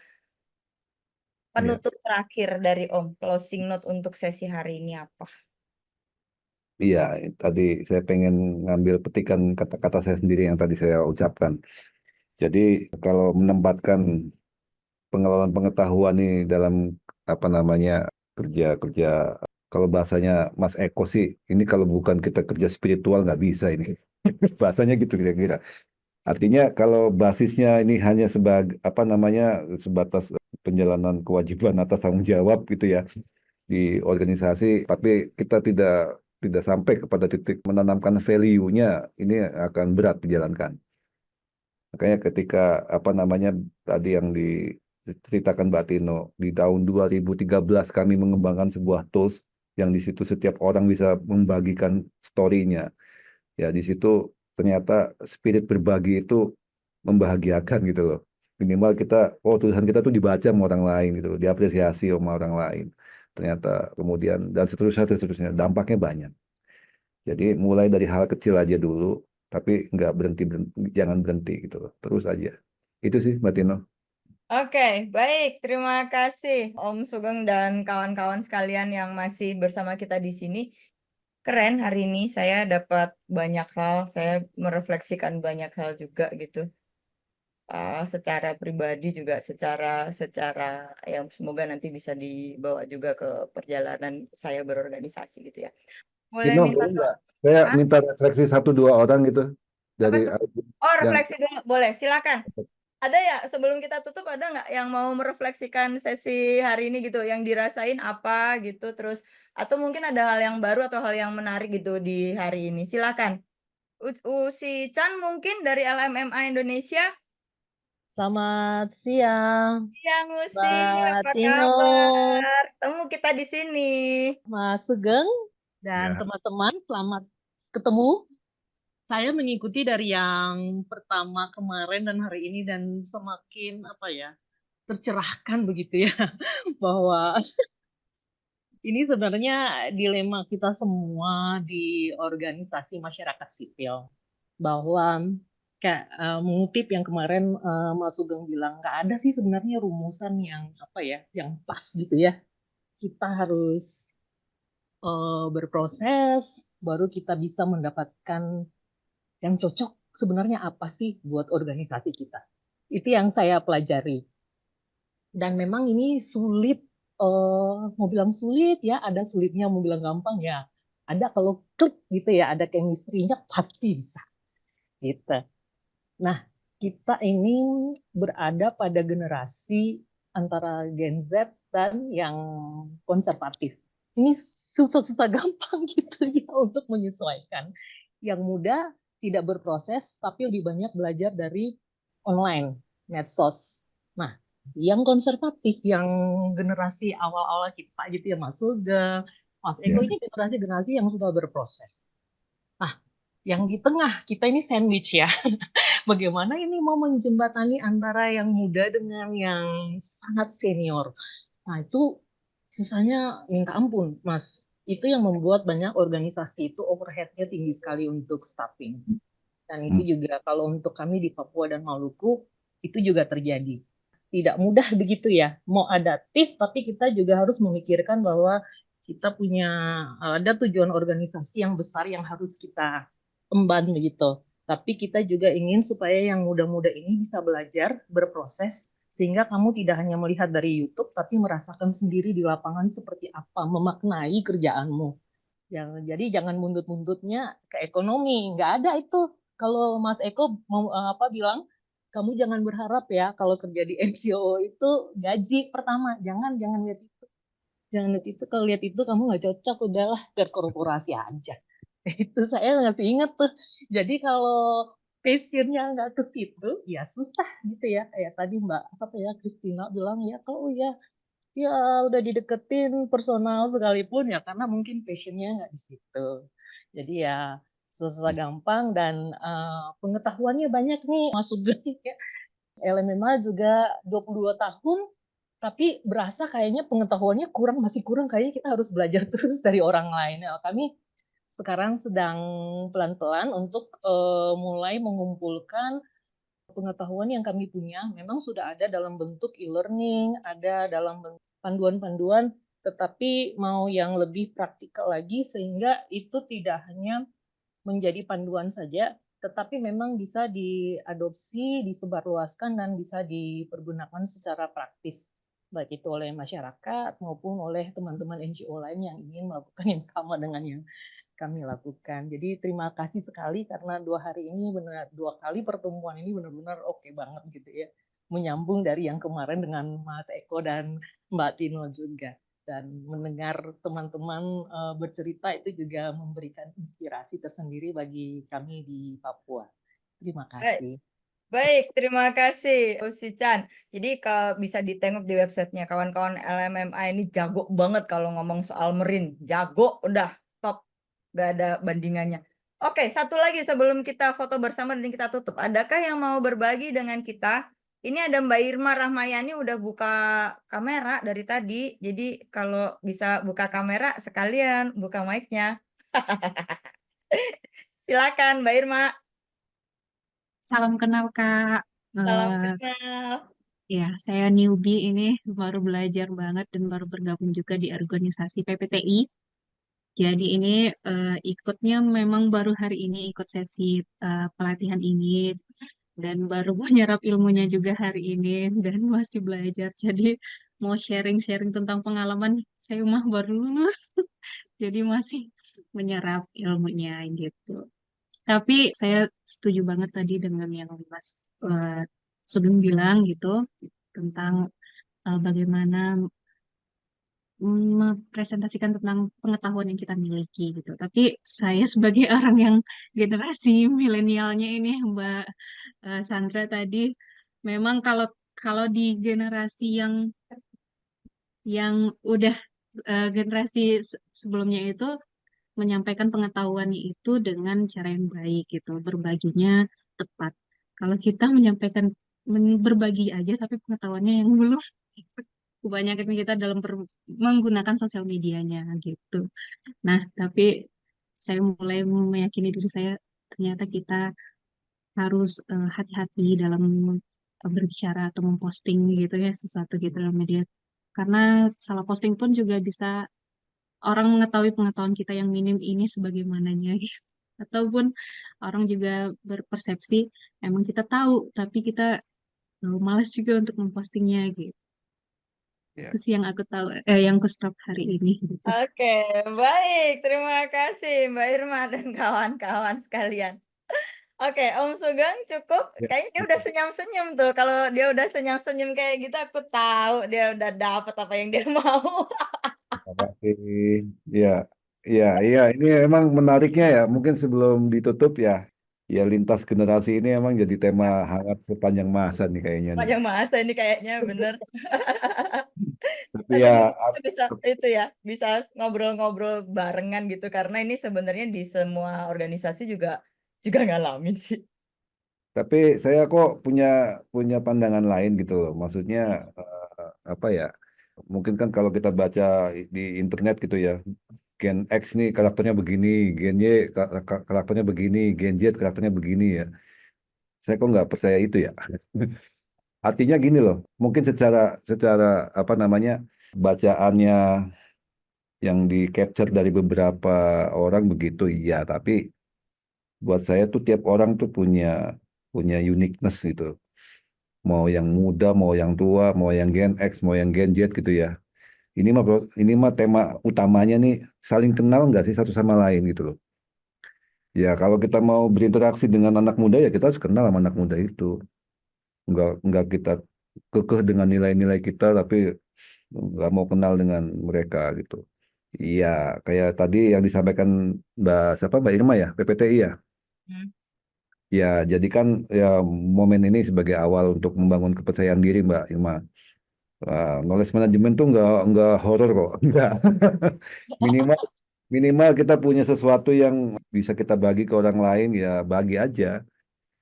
Ya kalau yang dibaginya sesuatu yang bernilai kan juga nggak apa namanya orang juga akan merasakan manfaatnya ya. Saya juga kemarin tuh iseng-iseng tuh di internet saya coba tulisan saya di tahun 2007 itu ternyata masih tersimpan di internet gitu. Saya pernah nulis buku gitu ya, memiliki situs web di internet. Ternyata itu udah dipublish di perpustakaannya banyak kampus gitu. ternyata saya juga nggak nyadar gitu ya. Ya alhamdulillah gitu ya. Artinya yang saya sudah tuliskan di masa lalu ternyata ada gunanya gitu loh. Gitu aja sih ternyata. Dan ternyata lagi banyak pernyataannya lagi gitu. Jadi apa yang saya sudah bagi itu kemudian juga ternyata ya ternyata ngaruh ke personal branding saya sendiri gitu loh. Personal branding menguat, kemudian orang banyak tahu bahwa saya tuh oh ahli ahli website, ahli internet misalnya gitu. Dulu, tapi saya sudah enggak sekarang. Ya, ya, itu sih semoga ya apa namanya teman-teman semua termotivasi ya untuk memulai langkah kecil dalam pengelolaan pengetahuan baik dalam skala individu ataupun juga organisasi. Itu aja Mbak Tino untuk hari ini. Oke, Terima kasih. baik, terima kasih Mas Sugeng. Terakhir kita mau foto bersama. Bareng dulu Pak Boleh Sobat. dibuka kameranya, kawan-kawan, silakan. Oke, ini di grid pertama, aku hitung sampai 3. 1, 2, 3. Oke. Grid keduanya, 1, 2, 3. Silakan Mbak Tito. Sudah. Oke. Oke, baik. Terima kasih kawan-kawan Lingkar Madani. Terima kasih sekali lagi kawan-kawan sekalian. Sekali lagi terima kasih. Sampai ketemu. Sehat selalu dan bye-bye. Terima kasih.